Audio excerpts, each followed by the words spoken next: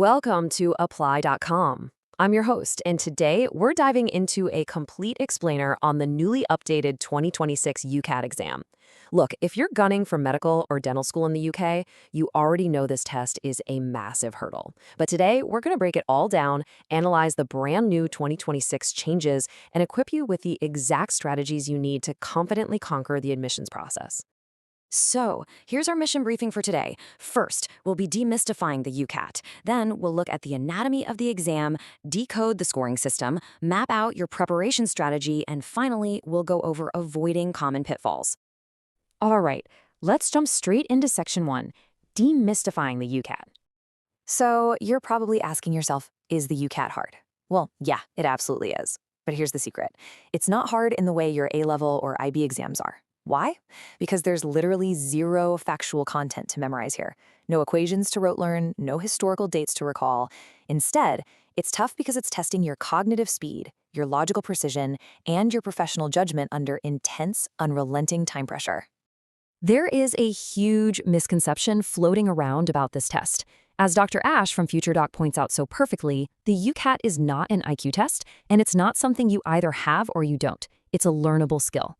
Honestly, that is fantastic news for you. It means that the cognitive speed and precision we just talked about are absolutely skills you can train, hone, and improve with the right framework. Moving right along to Section 2, Anatomy of the Exam. Okay, so you are strapping in for a grueling 1 hour and 51-minute marathon here, completely split across 4 highly pressurized subtests. Just look at verbal reasoning, 44 questions in only 21 minutes. I mean, that is rapid-fire reading. Then you're pushing through decision-making, quantitative reasoning, and finishing up with the situational judgment section, with 69 questions in 26 minutes. It's a test of endurance just as much as intellect. The crucial point here is that each section demands a totally different cognitive gear. You're shifting rapidly from critical reading comprehension and verbal reasoning, straight into logical puzzles and data interpretation for decision-making. Then, boom, you suddenly have to pivot to on-the-spot mental maths and quantitative reasoning before finishing with a test of your medical ethics and professional judgment in the SJT. You really have to be incredibly agile to switch between these modes without crashing. All right, Section 3, decoding the scoring system. 2700. Write that down, because this is your new magic number.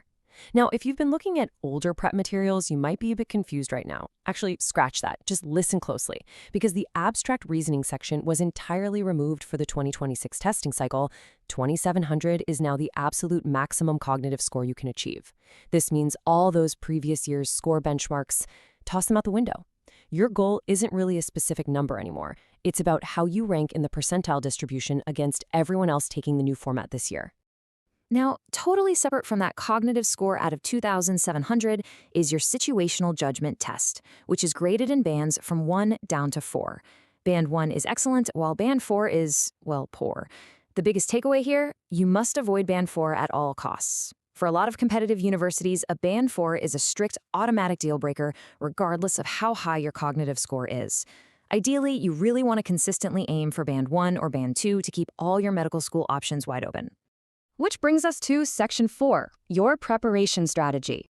The experts at FutureDoc highly suggest separating your prep into 2 distinct modes to avoid completely burning out. In stages 1 and 2, your learning mode, literally throw the timer away. Focus entirely on understanding question types, learning the logical steps, and building your accuracy.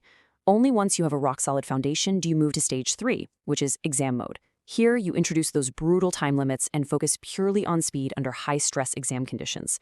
Mixing these up too early is just a guaranteed recipe for failure.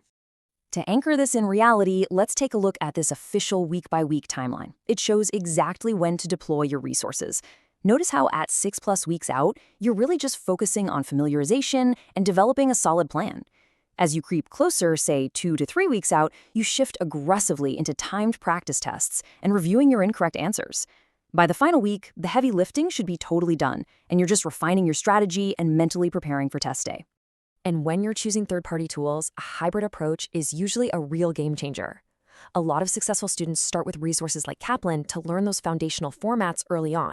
Then they switch to platforms like Medify for their exam phase. Medify's interface actually replicates the real exam software, so it allows you to build serious volume under actual test day conditions. Oh, and of course, never forget to exhaust those free, official UCAT question banks first. Finally, Section 5, Avoiding Common Pitfalls.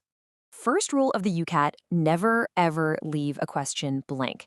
There is zero negative marking, so a strategic guess gives you a fighting chance at gaining marks, while a blank is just a guaranteed zero. Second, you literally cannot cram for this in a few weeks. It takes sustained cognitive training. Third, practicing individual questions here and there is absolutely no substitute for sitting through, enduring full-length timed mock exams. You have to build that stamina. And lastly, do not just practice the sections you're already good at. You have to attack your weaknesses head-on. To close out this explainer, I want to leave you with a bit of a reality check. Does a perfect UCAT score guarantee your place in medical school? The blunt answer is no. A stellar UCAT score means absolutely nothing without a strong overall application.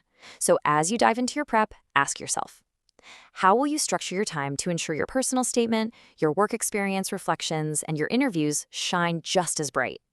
Thank you so much for joining me for this explainer on Applaa.com. Now get out there and start training your brain.